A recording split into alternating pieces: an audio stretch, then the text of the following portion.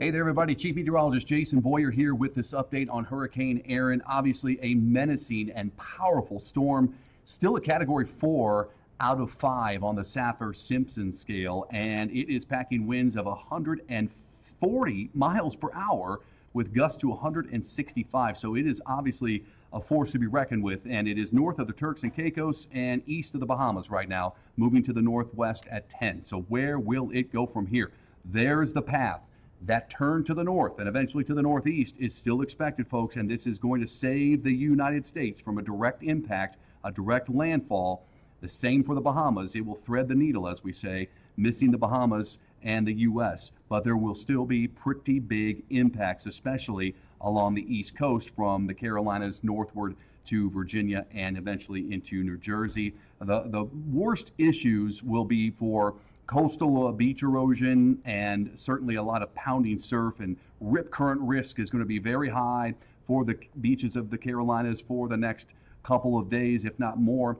So it's really advised you don't get into the water, okay, especially after Tuesday.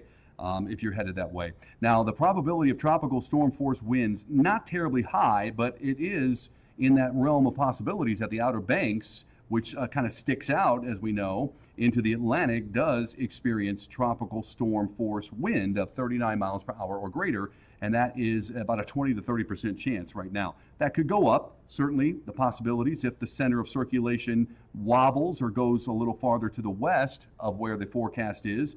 That would increase wind. That would also increase the likelihood of more impacts, of course, from the wave action. Tropical storm watches and warnings. We got tropical storm warnings out for the Turks and Caicos right in here.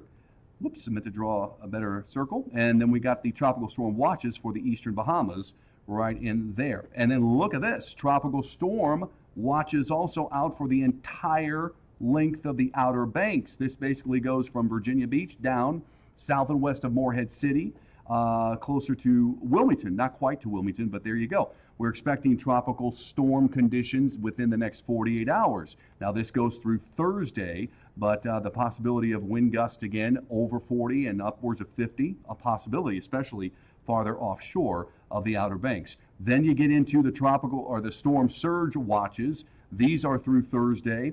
That includes the entire length of the Outer Banks as well. We could see enough surge from the wave action to cause flooding a little further inland, not extremely further inland, but enough that it could cause issues even into some of the sounds like the Albemarle Sound and, of course, the Pamlico Sound. Then we go into areas southwest of there, and that's a huge extension of high surf advisories from south of the Outer Banks all the way down south of Savannah to Tybee Island and areas like Hilton Head, Edisto Beach, Charleston, Isle of Palms, Myrtle Beach, Emerald Island, and Oak Island, Surf City, Morehead City. So these places could see wave heights up to 15 feet offshore, probably generally speaking about 6 to as high as 9 feet of storm, or I guess wave action is really what we're talking with the surf. There's another look at the probability of tropical storm winds, but really the forecast is for this storm to make that turn to the north and eventually to the north and east away from the coast. But big impacts, of course, for the Carolina coastline. We are getting into the peak of hurricane season, folks, pretty quickly. That peak occurs as we get into the first 2 weeks of September, but we're ramping things up. Today, you can see where we stand.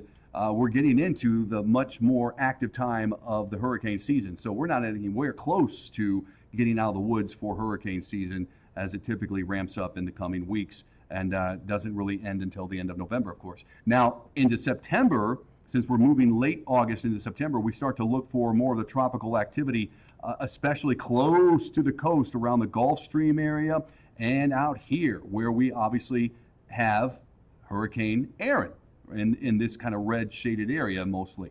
So those are areas we're going to be watching in the coming weeks for more tropical activity. Of course, anything in the main development region down here, the MDR, is going to be possibly a problem, and we do have another system to watch in that area over the next several days. This is a tropical wave. The X marks the center of really the broad circulation, if you will, But these thunderstorms that are disorganized now, expected to get more organized as this storm goes into this area of the Atlantic.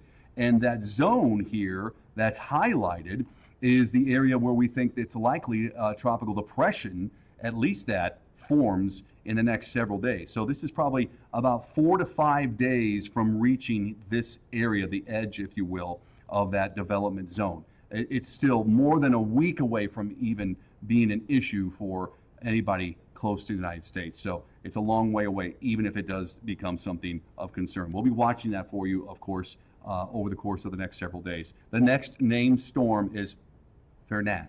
So we'll have to see how this goes. All right, that's the update for now. And stay safe, everybody. And I'll have an update on what's happening here locally with the thunderstorm chances and how high they will go here in the coming days. Have a great evening.